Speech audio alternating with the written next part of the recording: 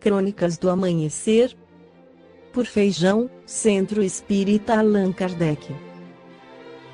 Balneário Gaivota, 4 de maio de 2018. Hawking, Galileu e Einstein, as coincidências entre três gênios. Parte 1.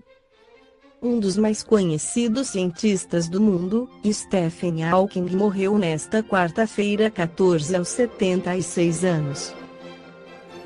A morte do físico britânico chamou a atenção para coincidências com outros dois grandes gênios da ciência, Galileu Galilei e Albert Einstein.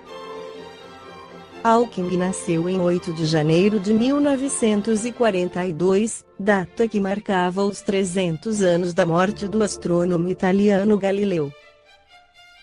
Já a sua morte ocorreu na mesma idade, 76 anos, e no mesmo dia de nascimento de Einstein. Saiba mais sobre a trajetória dos três cientistas. Stephen Hawking nasceu em Oxford, na Inglaterra, em 8 de janeiro de 1942. Formado em física na Universidade de Oxford, Stephen Hawking tornou-se pesquisador da Universidade de Cambridge, em cosmologia. Aos 21 anos, foi diagnosticado com esclerose lateral amiotrófica. Ela, segundo os prognósticos médicos, não teria tempo suficiente para terminar seu doutorado.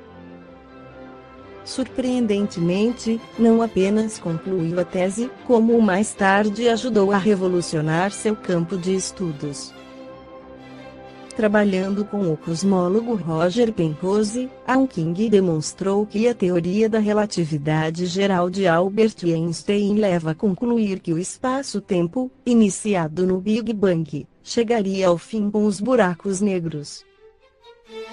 A tese implica que a teoria de Einstein e a teoria quântica devem estar conectadas a algo controverso até hoje. Ficou mundialmente conhecido por seus populares livros de divulgação científica, como o best-seller Uma Breve História do Tempo. Galileu Galilei, físico e matemático italiano, nasceu em 15 de fevereiro de 1564 na cidade de Pisa e morreu em 8 de janeiro de 1642. A partir de suas descobertas astronômicas, defendeu a tese de Nicolau Copérnico 1473-1543 de que a Terra girava em torno do Sol, e não o contrário, como se acreditava até então. Foi obrigado pela Igreja Católica a negar sua crença heliocêntrica, sob o risco de ser condenado à fogueira por heresia, pela Inquisição. Albert Einstein, considerado o mais célebre dos cientistas no século XX, Einstein nasceu em Ulm, na Alemanha, em 14 de março de 1879, e morreu em Princeton, Estados Unidos, no dia 18 de abril de 1955, aos 76 anos. Ficou famoso no mundo todo por desenvolver a teoria da relatividade. Para estabelecer a relação entre massa e energia, formulou a famosa equação mc. Em 1921, recebeu o Prêmio Nobel de Física. O Espiritismo esclarece que essas coincidências podem ser explicadas pela reencarnação, que é um dos pontos fundamentais da doutrina espírita. No Livro dos Espíritos, Allan Kardec aborda o tema nas questões abaixo 166. A alma que não atingiu a perfeição durante a vida corpórea, como acaba de depurar-se, submetendo-se à prova de uma nova existência. 166. A como ela realiza essa nova existência? Pela sua transformação como espírito. Ao se depurar, a alma sofre sem dúvida uma transformação, mas para isso necessita da prova da vida corpórea.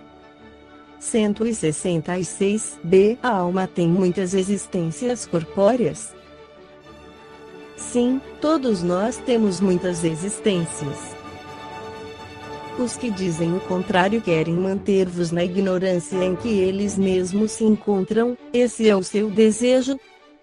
166c parece resultar desse princípio, que após ter deixado o corpo a alma toma outro. Dito de outra maneira, que ela se reencarna em novo corpo. É assim que se deve entender? É evidente? 167. Qual a finalidade da reencarnação? Expiação, melhoramento progressivo da humanidade. Sem isso, onde estaria a justiça? 168. O número das existências corpóreas é limitado ou o espírito se reencarna perpetuamente? A cada nova existência o espírito dá um passo nascendo do progresso quando se despojou de todas as impurezas, não precisa mais das provas da vida corpórea. 169. O número das encarnações é o mesmo para todos os espíritos? Não. Aquele que avança rapidamente se poupa das provas. Não obstante, as encarnações sucessivas são sempre muito numerosas porque o progresso é quase infinito. 170. Em que se transforma o espírito depois de sua última encarnação? Espírito bem-aventurado, um espírito puro. 171. Sobre o que se funda o dogma da reencarnação? Sobre a justiça de Deus e a revelação, pois não nos cansamos de repetir: um bom pai deixa sempre aos filhos uma porta aberta ao arrependimento. A razão não diz que seria injusto privar para sempre da felicidade eterna daqueles cujo melhoramento não dependeu deles mesmos? Todos os homens não são filhos de Deus? Somente entre os homens egoístas é que se encontram a iniquidade, o ódio implacável e os castigos sem perdão. Comentário de Kardec: todos os espíritos também tendem à perfeição, e Deus lhes proporciona os meios de consegui-la, com as provas da vida corpórea. Mas, na sua justiça, permite-lhes realizar, em novas existências, aquilo que não puderam fazer ou acabar numa primeira prova. Não estaria de acordo com a equidade, nem segundo a bondade de Deus, castigar para sempre aqueles que encontraram obstáculos ao seu melhoramento, independentemente de sua vontade, no próprio meio em que foram colocados. Se a sorte do homem fosse irrevogavelmente fixada após a sua morte, Deus não teria pesado as ações de todos na mesma balança e não os teria tratado com imparcialidade. A doutrina da reencarnação, que consiste em admitir para o homem muitas existências sucessivas, é a única que corresponde à ideia da justiça de Deus, com respeito aos homens de condição moral inferior, a única que pode explicar o nosso futuro e fundamentar as nossas esperanças, pois oferece-nos o meio de resgatarmos os nossos erros através de novas provas. A razão assim nos diz, e é o que os espíritos nos ensinam. O homem que tem consciência da sua inferioridade encontra na doutrina da reencarnação uma consoladora esperança. Se crê na justiça de Deus, não pode esperar que, por toda a eternidade, haja de ser igual aos que agiram melhor do que ele. O pensamento de que essa inferioridade não o deserdará para sempre do bem supremo e que ele poderá conquistá-lo através de novos esforços o ampara e lhe reanima a coragem. Qual é aquele que, no fim da sua carreira, não lamenta ter adquirido demasiado tarde uma experiência que já não pode aproveitar? Pois esta experiência tardia não estará perdida, ele aproveitará numa nova existência. Esta foi a crônica do amanhecer de 4 de maio, por Feijão. Crônicas do Amanhecer. Balneário Gaivota, 17 de janeiro de 2017. Por Feijão. Centro Espírita Allan Kardec. Deus foi a palavra mágica usada nos discursos de posse de milhares de prefeitos. Parte 1. Juan Arias escreveu para o jornal espanhol É o País que talvez seja a sensação de impotência, a falta de confiança na política ou a forte influência das igrejas evangélicas. A verdade é que o Brasil parece se refugiar cada vez mais em Deus, algo que não desagrada a seus governantes e muitos até exploram isso.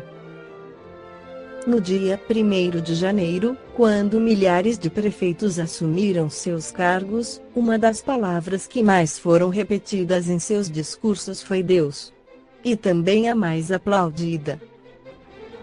Não tenho medo de assumir essa responsabilidade porque Deus está comigo, vamos mudar esta cidade porque Deus decidiu, foram frases que se repetiram em muitos dos discursos dos recém-eleitos.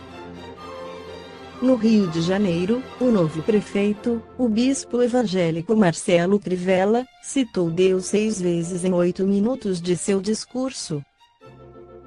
Disse a uma multidão entusiasmada: tenho certeza de que Deus estará comigo enquanto governar. E algo incomum nesses casos, em um país laico por constituição, o evangélico Crivella abriu o ato recitando o Pai Nosso, um aceno para os católicos. Não só aqueles que tomaram posse apelaram a Deus, mas também aqueles que se despediram depois de ter perdido a eleição. Um caso emblemático foi o da prefeita da pequena cidade de Sapezal, MT, Ilma Grisosti, 55 anos, formada em pedagogia e doutora em psicopedagogia. Em vez de entregar as chaves da cidade ao seu sucessor, emitiu um documento no qual afirmava decreto a entrega das chaves desta cidade a Deus. E acrescentou o desejo que esta cidade pertença a Deus e que toda a prefeitura esteja sob a proteção do Todo-Poderoso. Mas ainda cancelo em nome de Jesus todos os pactos feitos por qualquer outro Deus ou entidade religiosa. Então, não é de estranhar que 90% dos brasileiros pensem que ser rico ou pobre depende de Deus, de acordo com uma pesquisa recente da Datafolha, publicada no jornal Folha de S. Paulo. Esta pesquisa indica que 9 de cada 10 brasileiros estão convencidos de que seu sucesso financeiro se deve a Deus. E o mais estranho é que a alegação foi feita não só pelos crentes, mas também por 70% das pessoas sem religião e 23% daqueles que se declaram ateus. E não apenas os mais pobres e menos escolarizados atribuem a Deus seu sucesso ou fracasso econômico, mas também 77% das pessoas que concluíram a universidade ganham até R$ 8.800. Esse Deus acaba sendo um perigo porque anula os próprios esforços das pessoas para avançar na vida, enquanto elimina sua capacidade de protestar e se rebelar contra o poder injusto. Esse Deus empurra os pobres à resignação porque seria ele, e não o esforço e capacitação pessoal, ou a luta por seus direitos, que decide seu presente e seu futuro. Os políticos devem ser os mais felizes com essa convicção de 90% dos brasileiros. Para que se esforçar muito, realizar reformas sociais que melhorem a vida das pessoas, se no final é Deus que decide sobre as finanças delas? Ou para que melhorar a educação e elevar o nível cultural do povo, se 77% das pessoas com título universitário também acham que tudo depende de Deus? Em qualquer sociedade laica do mundo, especialmente aquelas que possuem melhores índices de qualidade de vida, a situação econômica dos indivíduos e das famílias não depende de Deus, mas do esforço pessoal de cada um, sua capacidade e preparação profissional, bem como dos sistemas econômicos e políticos em que vivem. Como diz o ditado espanhol: a Deus rogando, mas com martelo batendo. Ou, Como respondeu Jesus tão traído e distorcido nos discursos dos políticos brasileiros aos judeus: dei a César o que é de César e a Deus o que é de Deus. O resto é vontade de tirar sarro dos pobres e dar ao poder o álibi de que é Deus que vai cuidar deles. A fé religiosa deveria ser, ao contrário, a primeira a exigir que o poder seja desmascarado sempre que pretende alienar as consciências com falsas promessas messiânicas ou perigosas bajulações aos pobres.